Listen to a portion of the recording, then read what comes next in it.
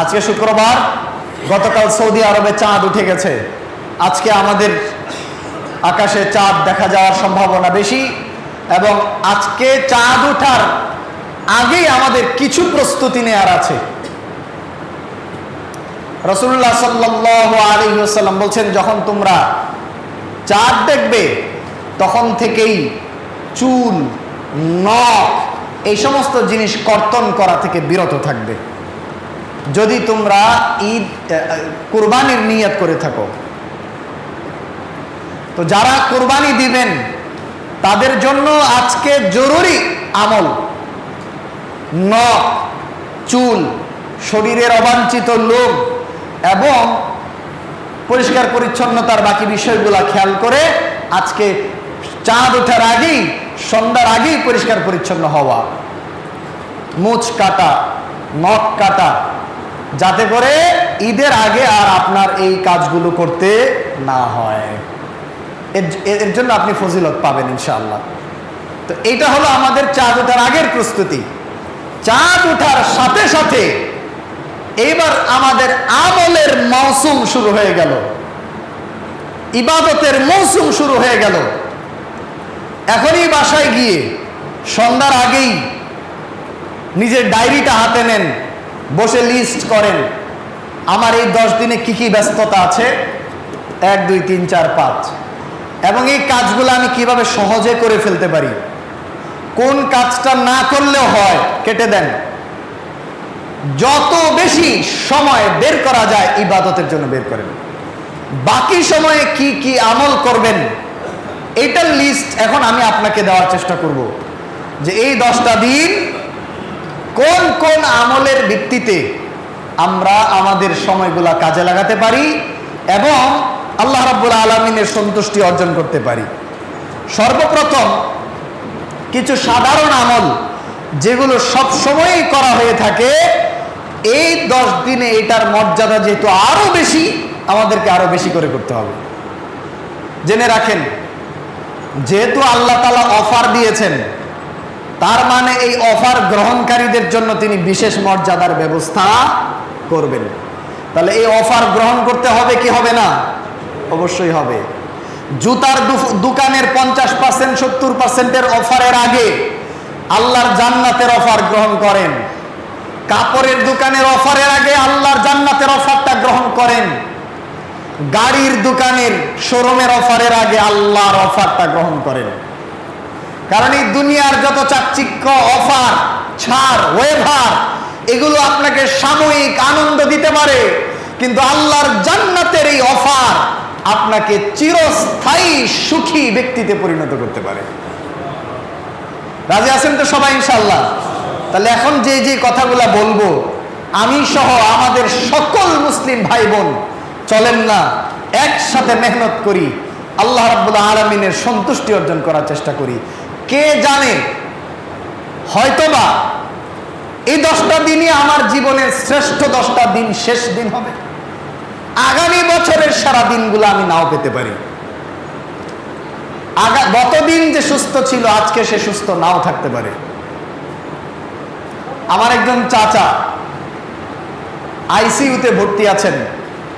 আমি আপনাদের সবার কাছে দোয়া চাচ্ছি এবং আমিও দোয়া করছি আল্লাহ রাব্বুল আলামিন চাচাকে দ্রুত শিফা কামেলা আজেলা দান করেন, আর তার হায়াত ফুরিয়ে গেলে তাকে যেন ঈমানের সাথে তার প্রতি সুধারণা নিয়ে পরলোক গমন করার তৌফিক দান করেন।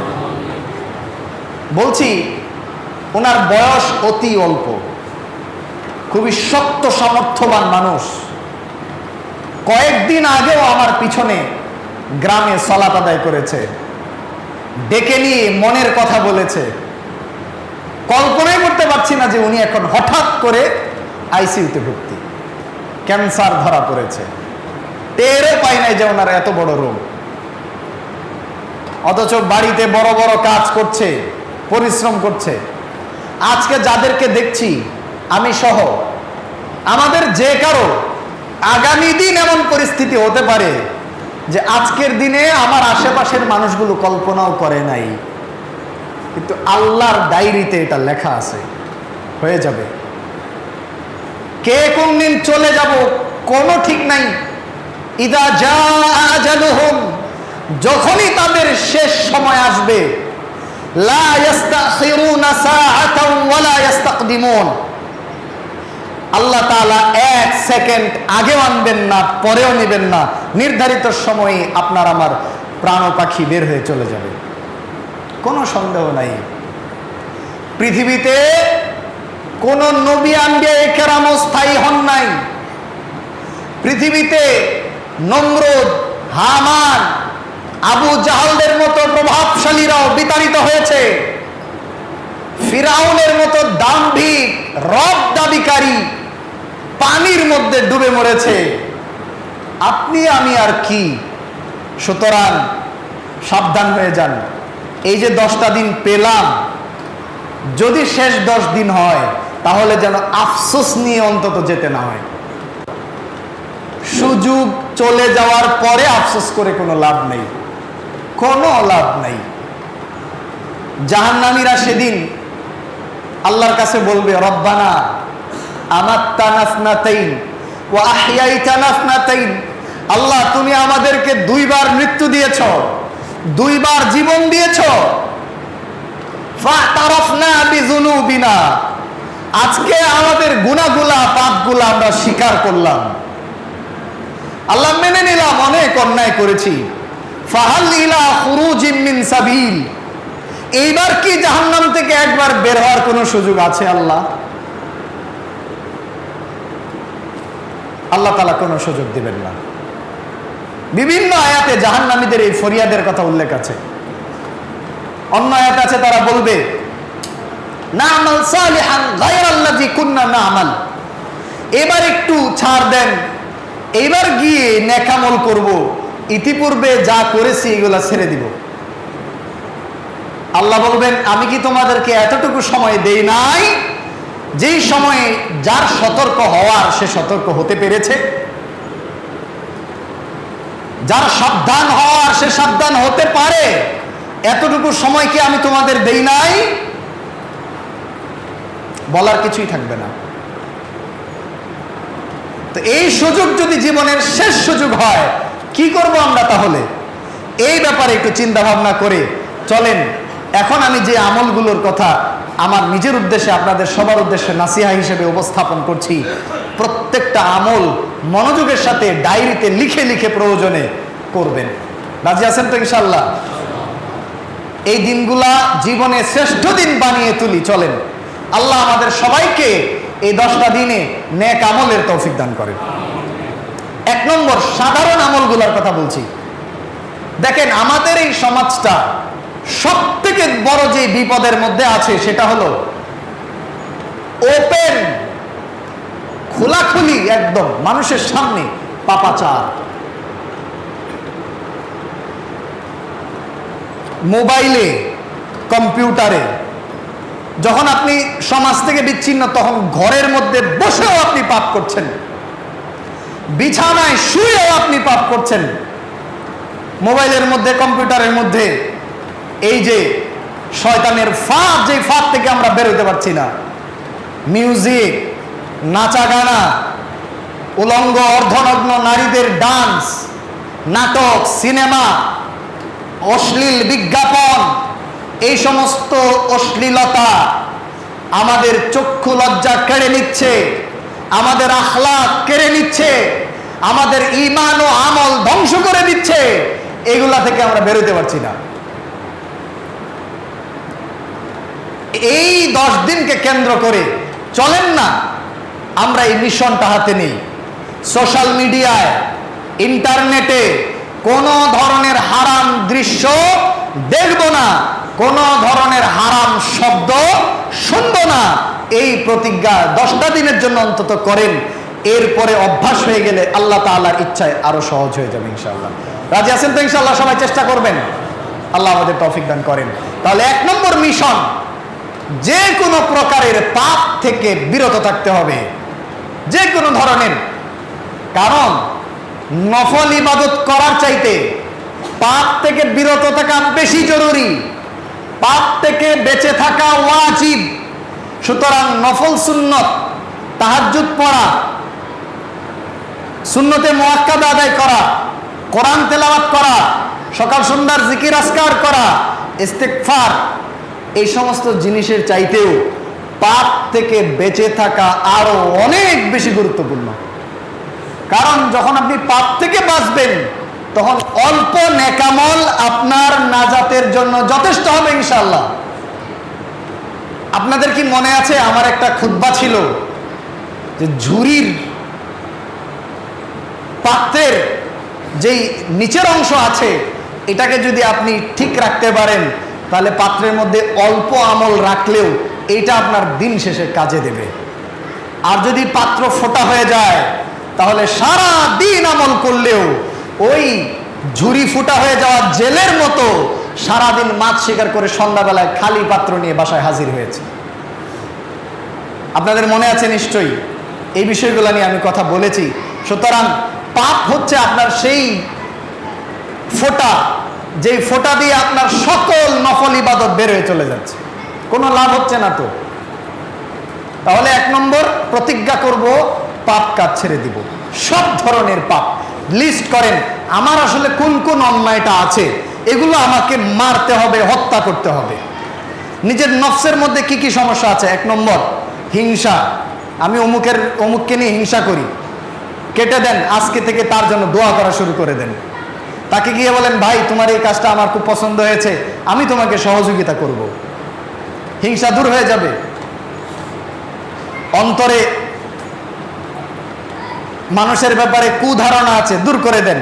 নেগেটিভিটি আছে, দূর করে দেন। নফসের মধ্যে শুধু দুনিয়ার দুনিয়া, এটাকে হত্যা করেন। আখেরাতের কামনা বাসনা, আল্লাহ সুবহানাহু ওয়া তাআলাকে পাওয়ার যেই আকাঙ্ক্ষা সেটা তৈরি করেন।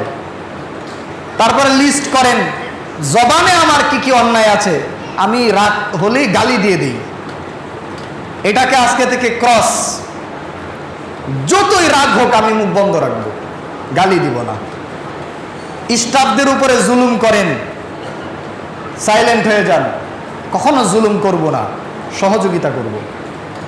স্ত্রীর উপরে জুলুম করেন, গালিগালাজ করেন, কিছু হতে না হতেই হাত উঠান, তাকে অসহায় বানিয়ে রেখে দিয়েছেন, তওবা করেন।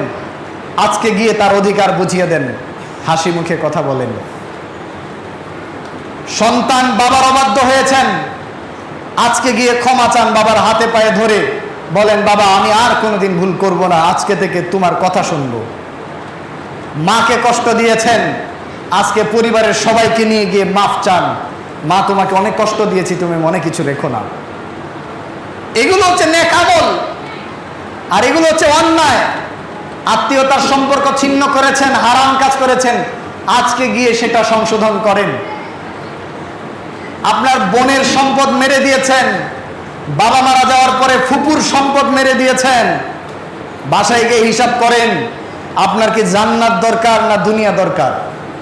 একটাকে বন্ধ করে আরেকটা গ্রহণ করেন। যদি হালাল ভাবে দুনিয়া আল্লাহ তাআলা দেন, আপনি নিয়ে শেষ করতে পারবেন না। আপনি কেন হারাম উপায় অবলম্বন করবেন? অন্যের সম্পদ আত্মসাৎ করবেন, বোনের টাকা মেরে খাবেন, জমি মেরে খাবেন, আপনার ফুপুর জমি মেরে খাবেন, কি প্রয়োজন? কোনো প্রয়োজন নাই। আপনি যদি জান্নাতের জায়গার দাম জানেন, জান্নাতের জায়গার দাম কি গুলশান বনানীর জায়গার দামের থেকে কম? একটা চাবুক ফেলার জায়গা এরকম 10টা দুনিয়ার সমান গুলশান বনানীর মতো দামি এলাকা বিক্রি করলেও হবে না। ওই জায়গা কি আপনার দরকার নাই? দুনিয়াতে আপনি যতই দামি বাড়ির মালিক হন না কেন, যতই বড় ব্র্যান্ডের গাড়ির মালিক হন না কেন, বেশি দিন লাগবে না, আপনি মাত্র 3.5 হাত মাটির মালিক হবেন, আর বাকি সব কিছু আপনার থেকে কেড়ে নেওয়া হবে, কোনো সন্দেহ নাই। সুতরাং ভাই সাবধান হয়ে যান, বাড়ি থেকে হিসাব করেন, অন্যের হক মেরেছেন নাকি সব ফেরত দিয়ে দেন। সংশোধনের এটাই সময়। ইবাদতের মজা আপনি পাবেন না যদি অন্যের সম্পদ আত্মসাৎ করে থাকেন, বান্দার হক নষ্ট করে থাকেন, আত্মীয়তার সম্পর্ক ছিন্ন করে থাকেন, বাবা মার অবাধ্য হয়ে থাকেন, অন্যের উপরে জুলুম করে থাকেন, ইবাদতের শান্তি তো পাবেন না আপনি। ভালো লাগবে না তো, কারণ আপনি অন্যায়ের উপরেই আছেন, সংশোধন করেন নাই। তাহলে 1 নম্বর কাজই হলো পাপ থেকে ফিরে আসা, জুলুম থেকে ফিরে আসা, অন্যায় থেকে ফিরে আসা। এটাই হবে সব থেকে বড় নেক আমল। পাপ থেকে ফিরে আসা যে নেক আমল, তার দলিল কি? রাসূলুল্লাহ সাল্লাল্লাহু আলাইহি ওয়াসাল্লাম বলেছেন, বুখারীর হাদিস, ওয়া ইন তারাকাহা আই সাইয়্যা, সে যদি পাপ ছেড়ে দেয়, আল্লাহ মিন আজলি, আমার ভয়ে, আমার কারণে, আল্লাহ রাব্বুল আলামিন বলছেন হাদিসে কুদসি, ফাকতুবুহা লাহু হাসানা, এই পাপ ছেড়ে দেওয়াটা তার জন্য নেকির কাজ, তার জন্য নেকি লিখে দাও। সুবহানাল্লাহ। তাহলে একটা একটা করে পাপ ছাড়েন, একটা একটা করে অসংখ্য অগণিত নেকি হাসিল করেন। আল্লাহ তৌফিক দান করেন। দেখেন, পাপ ছাড়ার ব্যাপারেও মানুষের কয়েকটা অবস্থা, এটা বুঝতে হবে। পাপ ছাড়ার ক্ষেত্রে মানুষের কয়েকটা অবস্থা। পাপ ছাড়লেই আপনি সওয়াব পাবেন এটা কিন্তু না। 1 নম্বর,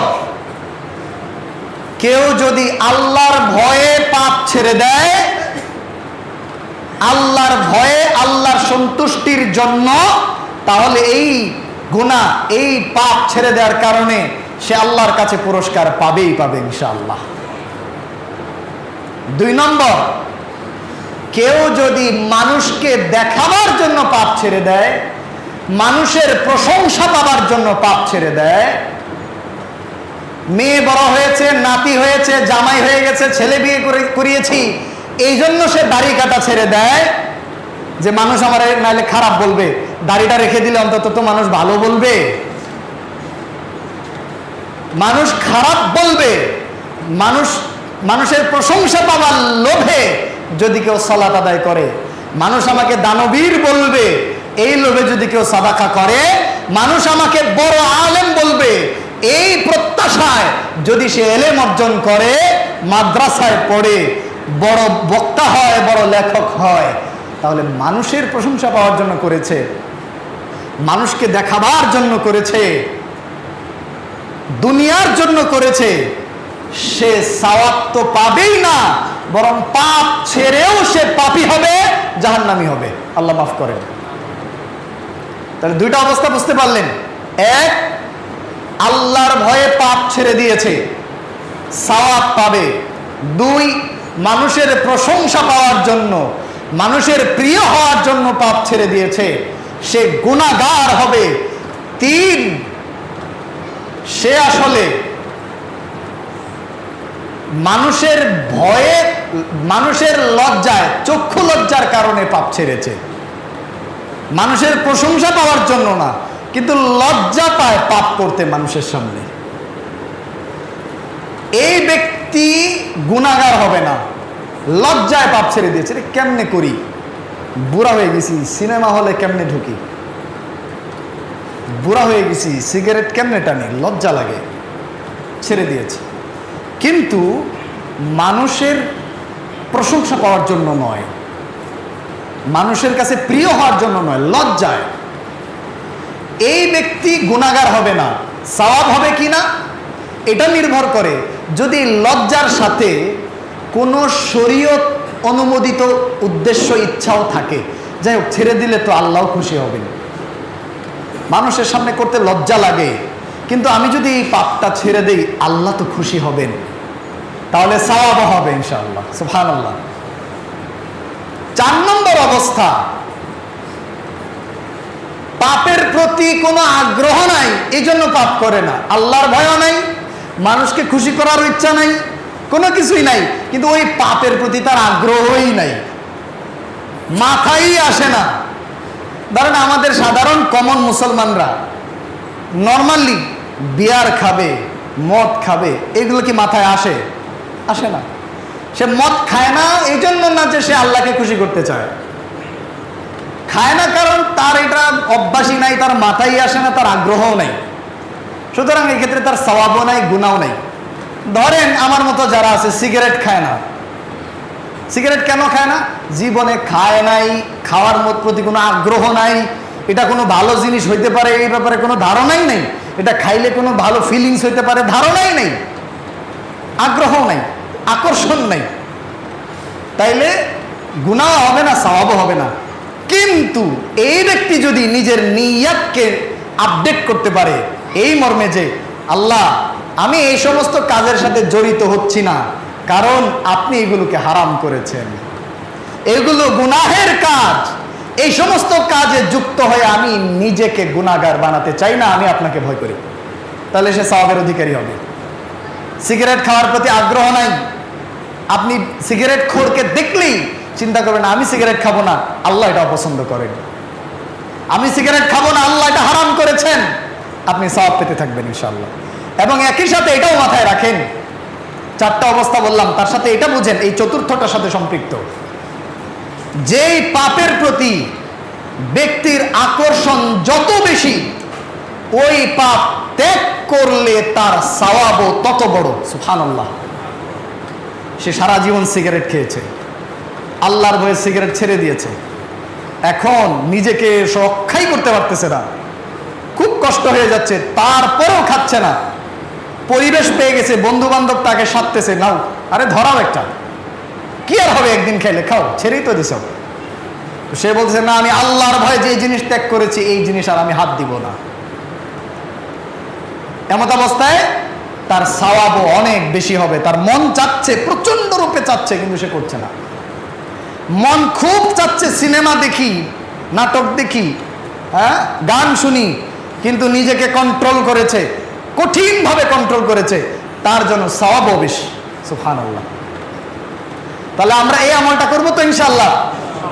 এই আমলটাই এই 10 দিনে ভালো মতন করেন, জীবন চেঞ্জ হয়ে যাবে ইনশাআল্লাহ, আল্লাহ তৌফিক দান করে। 2 নম্বর সাধারণ আমল হচ্ছে দৈনন্দিন জিকির আজকারগুলো আমরা বেশি বেশি করব, সারা বছরই করব, যেহেতু এই 10 দিনের আমল আল্লাহর কাছে বেশি প্রিয়, তাই এই 10 দিনে আরো বেশি করব ইনশাআল্লাহ। সকালবেলায় প্রথমে ঘুম থেকে উঠবেন, উঠেই দোয়া পড়বেন, আলহামদুলিল্লাহিল্লাযী আহইয়ানা বা'দামা আমাতানা ওয়া ইলাইহিন নুশুর। শুকরিয়া আল্লাহর, প্রশংসা, সকল প্রশংসা সেই আল্লাহ যিনি আমাকে মৃত্যুর উপরে জীবন দিয়েছেন। ঘুম একটা মৃত্যু, এবং তার কাছে আমাকে ফিরে যেতেই হবে, কোনো সন্দেহ নেই। সকালবেলায় বাসা থেকে বেরোবেন, সকালবেলায় বাসা থেকে বেরোয়ার সময় বিসমিল্লাহি তাওয়াক্কালতু আলাল্লাহ, আল্লাহর উপরে ভরসা করে বেরোচ্ছি, লা হাওলা ওয়ালা কুওয়াতা ইল্লা বিল্লাহ, তিনি ছাড়া কোনো সাহায্যকারী নাই, কেউ নাই আমার, উনিই আছেন শুধু। দোয়া পড়বেন বিসমিল্লাহি তাওয়াক্কালতু আলাল্লাহ, আল্লাহুম্মা ইন্নী আউযু বিকা মিন আন আযিল্লা আও উযিল্লা, আল্লাহ আমি তোমার কাছে আশ্রয় চাই নিজে পথভ্রষ্ট হওয়া থেকে, অন্যকে পথভ্রষ্ট করা থেকে, আও আজিল্লা আও উযিল্লা, নিজে পদস্খলনের শিকার হওয়া থেকে, অন্যকে পদস্খলিত করা থেকে, আও আযলিমা আও উযলামা, অন্যের উপরে জুলুম করা থেকে তোমার আশ্রয় চাই, এবং অন্যের জুলুমের শিকার হওয়া থেকেও তোমার কাছে আশ্রয় চাই, আও আজহালা আও ইউজহালা আলাই, আমি অন্যের উপরে মূর্খতা দেখানো থেকে তোমার কাছে আশ্রয় চাই, এবং অন্যের মূর্খতাপূর্ণ আচরণের শিকার হওয়া থেকেও তোমার কাছে আশ্রয় চাই। এই দোয়া পড়ে যদি আপনি বের হন, দেখবেন আপনার সামনে দিয়ে একজন বিপদে পড়ে গেছে, আপনি বেঁচে বের হয়ে গেছেন। আল্লাহ হেফাজত করবেন ইনশাআল্লাহ, বাস্তব প্রমাণ আছে এটা। আপনি যদি ঈমানের সাথে আল্লাহর উপরে পূর্ণ তাওয়াক্কুল নিয়ে দোয়াগুলো পড়ে বের হন, যে কোনো বিপদ আপদ বালা মুসিবত থেকে আল্লাহ আপনাকে নিজ দয়া অনুগ্রহে হেফাজত করে বাসায় ফিরিয়ে দিবেন ইনশাআল্লাহ। এরপরে সকালবেলায় আপনি পড়বেন আল্লাহুম্মা বিকা আসবাহনা ওয়া বিকা আমসাইনা ওয়া বিকা নাহইয়া ওয়া বিকা নামুতু ওয়া ইলাইকান নুশুর। আল্লাহ তোমার নামে সকাল পড়লাম, তোমার তৌফিকে আবার সন্ধ্যায় উপনীত হব, তোমার তৌফিকেই তো বেঁচে আছি, তোমার নামে আবার মৃত্যুবরণ করব, তোমার হুকুমে মৃত্যুবরণ করব, তোমার কাছেই ফিরে আসব। পড়েন। আর সকালবেলায় পড়েন 3 বার, সন্ধ্যাবেলায় 3 বার, বিসমিল্লাহিল্লাযী লা ইয়াদুররু মা আসমিহি শাইউন ফিল আরদি ওয়ালা ফিস সামাই ওয়া হুয়াস সামিউল আলিম ওয়া হুয়াস সামিউল বাসীর। হে আল্লাহ, তোমার নামে সকালটা শুরু করছি। লা ইয়াদুররু মা আসমিহি, যেই সত্তার নাম নিলে পরে ক্ষতি করতে পারে না। লা ইয়াদুরু মা ইসমিহি, তার নামের সাথে আকাশের জমিনের কোনো অপকার আমাকে ক্ষতি করতে পারে না। ওয়ালা ফিস ওয়া হুয়া সামিউল বাসীর, তিনি সব শুনেন, সব দেখেন। এভাবে করে 3 বার পড়েন, পড়ে বের হয়ে যান। সকাল সন্ধ্যার আরো অনেকগুলা দোয়া আছে, হিসনুল মুসলিম খোলেন, দোয়াগুলা মুখস্থ করেন এবং পড়েন। সারাদিন জিকির করতে থাকেন। সকালবেলায় সুবহানাল্লাহি ওয়া বিহামদিহি, সুবহানাল্লাহি ওয়া বিহামদিহি 100 বার পড়েন। আস্তাগফিরুল্লাহ পড়েন। আল্লাহর কাছে সবথেকে প্রিয় বাক্য 4টা, সুবহানাল্লাহ, আলহামদুলিল্লাহ, লা ইলাহা ইল্লাল্লাহ, আল্লাহু আকবার। সুবহানাল্লাহি ওয়াল হামদুলিল্লাহি ওয়া লা ইলাহা ইল্লাল্লাহু আল্লাহু আকবার। বেশি বেশি পড়েন, সারাদিন পড়েন। আরো অনেক জিকির আছে, একটু দুয়ার বই খুললেই আপনারা পেয়ে যাবেন। জিকিরের মধ্যে নিজের জবানকে তাজা রাখেন। আল্লাহ তাআলা তৌফিক দান করেন। এই দিনের আরেকটি সাধারণ আমল হলো কোরআন তেলাওয়াত করা। অনেকে রমাদানে কোরআন পড়ে যে ছেড়েছেন, আর ধরেন নাই, আবার আরেক বছর পরে নিয়ত করবেন। কোরআন জীবনে প্রতিটা মুহূর্তে আপনার সঙ্গী হওয়া উচিত। সকাল সন্ধ্যা যখন সময় পান কোরআন খোলেন, নির্ধারিত একটা অংশ প্রতিদিন পড়েন। কোরআন পড়তে পারেন না, শেখেন। যারা শিখেছেন তারা আরো শেখেন। যারা কোরআন ভালোভাবে পড়তে পারেন তারা মুখস্থ করেন। কারণ কি জানেন, জান্নাতে যেদিন আপনার সুযোগ হবে যাওয়ার, কিয়ামতের দিন আল্লাহ তাআলা আপনাকে একটা সুবর্ণ সুযোগ দিবেন। সেই সুযোগটা অনেকেরই হাতছাড়া হয়ে যাবে। জানেন সেটা কি? আগেও বলেছি। বলবেন আল্লাহ, ইকরা ওয়ারতাকি ওয়ারাত্তিল কামা কুনতা তুরাত্তিলু ফিদ দুনিয়া, পড়ো আর উপরের দিকে উঠতে থাকো। সুবহানাল্লাহ। ফাইন্না মানজিলাকা ইনদা আখিরি আয়াতিন তাকরাউহা, তোমার অবস্থান তত উপরে হবে তুমি যেই আয়াতটা পড়তে পড়তে সর্বশেষ উপরে উঠবে। সুবহানাল্লাহি ওয়া বিহামদিহি। কারণ আপনি কয়টা আয়াত জানেন বলেন তো? কয়টা আয়াত পড়ে আপনি উপরে উঠতে পারবেন? যারা কোরআন শিখেছেন এইবার মুখস্থ করেন। মৃত্যুর আগে চেষ্টা করেন। মিশরের একটা ডকুমেন্টারি দেখেছি, 70 বছর বয়সে এক ভদ্রলোক হাফেজ হয়ে গেছে। দুনিয়ার ঝামেলা কমান না, এর থেকে বড় সম্পদ আর হতেই পারে না।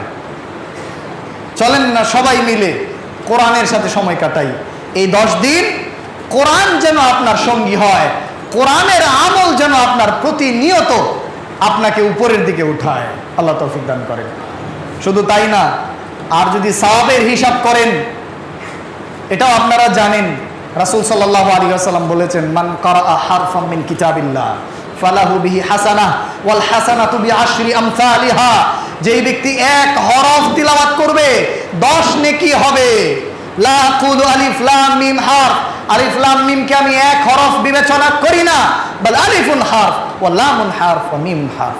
আর আলিফ একটা অক্ষর, লাম একটা হরফ, মিম একটা হরফ, এভাবে এক একটা হরফের সাথে 10 দিয়ে গুণ দিয়ে তার সাথে আরো বহু গুণে আল্লাহ তাআলা বাড়িয়ে আমাদেরকে সওয়াব দান করবেন। এই 10 দিনে যদি করি তাহলে এর মর্যাদা বছরের অন্য যে কোনো দিনের তুলনায় আরো বেশি। তো চলেন কোরআন তিলাওয়াত করি।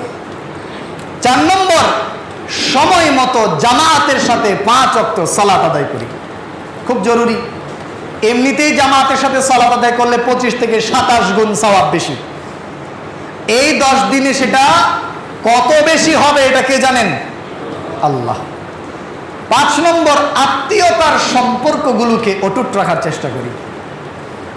আমাদের মধ্যে এখন এই প্রযুক্তির যুগে এক ভয়ঙ্কর ফিতনা হলো আমরা আমাদের আত্মীয় স্বজনের সাথে সম্পর্ক রাখি না। সবাই নিজেকে নিয়ে ব্যস্ত। আত্মীয়দের সাথে সম্পর্ক অটুট রাখার জন্য যা যা করা দরকার করবেন। এবার আমি অতি সংক্ষেপে আপনাদের সামনে তুলে ধরতে চাই এই 10 দিনের বিশেষ আমল। এতক্ষণ যেগুলো জানলাম এগুলো সাধারণ আমল। বিশেষ আমল যেগুলো আমরা করতে পারি তার মধ্যে 1 নম্বর হচ্ছে সিয়াম। সিয়ামের ব্যাপারে রাসূলুল্লাহ সাল্লাল্লাহু আলাইহি ওয়াসাল্লাম বলছেন, এটা জাহান্নামের আগুন থেকে আপনাকে বাঁচানোর জন্য ঢাল হিসেবে কাজ করবে। রাসূলুল্লাহ সাল্লাল্লাহু আলাইহি ওয়াসাল্লাম বলছেন যে সিয়াম পালনকারীদের জন্য একটা বিশেষ ভিআইপি গেটের ব্যবস্থা আছে জান্নাতে দাখিল হওয়ার। ওই গেটের নাম হলো রায়্যান, এবং এই দরজা দিয়ে শুধু সিয়াম পালনকারীরাই প্রবেশ করবে, অন্য কেউ নয়। সিয়াম অন্যতম শ্রেষ্ঠ নেকামলগুলার একটা, মিন রুউসিল আ'মালি সালিহা, মৌলিক নেকামলগুলোর একটা। সুতরাং নফল সিয়াম পালন করা এই 9 দিন ঈদের দিনের আগ পর্যন্ত খুবই জরুরি, খুবই গুরুত্বপূর্ণ আমল। আল্লাহ নবীর কোন এক স্ত্রী বলছেন, কানা রাসূলুল্লাহ সাল্লাল্লাহু আলাইহি ওয়াসাল্লাম ইয়াসুমু তিসআ যিল হিজ্জা। আল্লাহ নবী জিলহজ মাসের প্রথম 9 দিন সিয়াম পালন করতেন।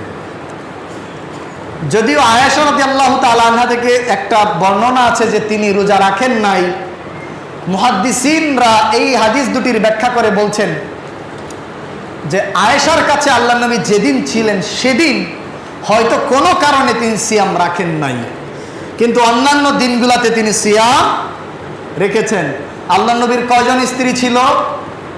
9 জন ওই সময়ে। তো আয়েশার কাছে আল্লাহ নবী 9 দিনে একদিন ছিলেন, হয়তোবা কোনো একদিন সিয়াম রাখেন নাই, ওইটা আয়েশা দেখেছেন, তিনি সেটা বলেছেন। কিন্তু তিনি এই জিলহজ্জের 9 দিন সিয়াম রাখতেন, এটা আরেকজন স্ত্রী বলছেন। আর হাদিসের মূলনীতি হলো, যদি কোথাও হাবোধক আর নাবোধক বিষয় একত্রিত হয়, হাবোধক বিষয়টা প্রাধান্য পাবে। কিরকম? যেমন ধরেন, আমি আপনাকে একদিন বেলের শরবত খেতে দেখলাম, এটা উদাহরণ, আমার সাথেই খেলেন, কিন্তু আরেকজন আপনার পরিচিত বন্ধু সে বলছে না, ও বেলের শরবত কখনো খায় না। এর মানে কি বলেন তো? কার কথা ঠিক? আমার কথা ঠিক, কারণ আমি দেখেছি। আর যে বলছে খায় না তার কথাও ঠিক। কেন? কারণ সে খেতে দেখে নেই। সাহাবাদের ক্ষেত্রেও তাই। আল্লাহর নবী কাবার ভিতরে গিয়েছেন, একজন সাহাবী বলছেন তিনি কাবার ভিতরে সালাত আদায় করেন নাই, আর একজন সাহাবী বলছেন উনি 2 রাকাত সালাত আদায় করেছেন। কোন জায়গায় দাঁড়ায় করছে সেটা উনি বর্ণনা দিচ্ছে। এখন বলেন, সাহাবারা কি মিথ্যাবাদী? সাহাবারা সত্যবাদী। তাহলে কেউ কি মিথ্যা বলতে পারে? কেউ মিথ্যা বলতে পারে না। আর সাহাবাতু কুল্লুহুম আদুল, সকল সাহাবারা ন্যায়পরায়ণ। তাহলে ঘটনাটা কি ঘটেছে বলেন তো? একজন দেখেই নাই সালাত আদায় করতে, এই জন্য তিনি বলছেন না না, আল্লাহ নবী আমি তো ছিলাম আশেপাশেই, বাইরে ছিল, উনি সালাত আদায় করতে দেখে নেই। আরেকজন স্বচক্ষে দেখেছে আল্লাহ নবীকে সালাত আদায় করতে, উনি বলছে করেছে। তাহলে সাহাবীদের কথা দুটাই ঠিক, কিন্তু ঘটনা ঠিক কোনটা? আল্লাহ নবী সালাত আদায় করেছেন। এই জিলহজ্জের 9 রোজার ক্ষেত্রে একই কথা। আয়েশা সিদ্দিকা দেখেন নাই, কিন্তু অন্য সাহাবী, অন্য স্ত্রী বলছেন তিনি 9 দিন সিয়াম রাখতেন, তার মানে তার কাছে রাখতেন, অন্যদের কাছেও রাখতেন, তিনি জানতেন। তো আয়েশার কাছে যে রাখে না এটা উনি জানতেন না। তো আল্লাহ নবী সিয়াম রেখেছেন, আমরাও সিয়াম পালন করব ইনশাআল্লাহ। বিশেষ করে আরাফার দিবসে আমরা অবশ্যই সিয়াম রাখব। এই দিনে একদিনের সিয়াম, কল্পনা করেন আমরা কতই না ভুল করি, পাপ করি, সাগীরা গুনাহ করি। আল্লাহ রাব্বুল আলামিন আমাদের এই একটা সাওমের মাধ্যমে, রাসূলুল্লাহ সাল্লাল্লাহু আলাইহি ওয়াসাল্লাম বলছেন, ইকাফিরুস সানাতাল মাদিয়া ওয়াস সানাতাল বাকিয়া, আগের 1 বছর পরের 1 বছর, 2 বছরের গুনাহের কাফারা হয়ে যাবে একটা সিয়াম দিয়ে। সুবহানাল্লাহ। আল্লাহ আমাদেরকে তৌফিক দান করেন। 2 নম্বর গুরুত্বপূর্ণ আমল, তাহমিদ, তাহলিল ও তাকবীর। লা ইলাহা ইল্লাল্লাহ পড়া, আল্লাহু আকবার পড়া এবং আলহামদুলিল্লাহ পড়া, এই 3টাকে বলা হয় তাহমিদ, আল্লাহর প্রশংসা। লা ইলাহা ইল্লাল্লাহ পড়ে আল্লাহ রাব্বুল আলামিনের ইলাহিয়াত, উলুহিয়াতের একত্বতা ঘোষণা করা, যে আল্লাহ ছাড়া কোনো সত্যিকার ইবাদত পাওয়ার যোগ্য কেউ নাই, এবং আল্লাহু আকবার বলে আল্লাহর বরত্ব প্রমাণ করা। এই তাকবীর ও তাহলিল আবু হুরায়রা রাদিয়াল্লাহু তাআলা আনহু, আব্দুল্লাহ ইবনে ওমর রাদিয়াল্লাহু তাআলা আনহু তারা বাজারে গিয়ে প্রকাশ্যে মানুষকে শুনিয়ে শুনিয়ে পাঠ করতেন।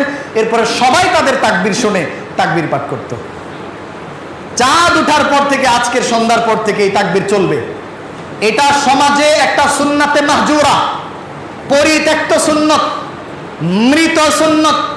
এই সুন্নতকে আপনাকে আমাকেই জীবিত করতে হবে।